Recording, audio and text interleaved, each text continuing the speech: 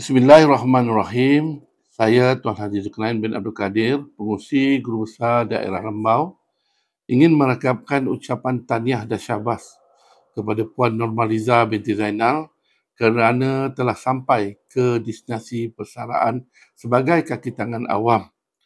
Kami di pihak persatuan dan rakan-rakan berasa bangga semasa kita sama-sama bertugas dan amat terujalah dengan kerja buat yang Puan Normaliza telah lakukan semasa kita sama-sama menerajui persatuan ini.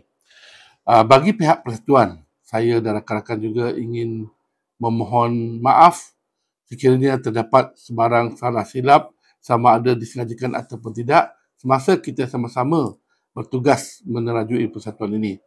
Harapan kami di persatuan ini, semoga Puan Normaliza berbahagia di samping keluarga dan yang tercinta dan seterusnya dirahmati dan diberkati oleh Allah dalam menjalani kehidupan yang baru selepas persaraan.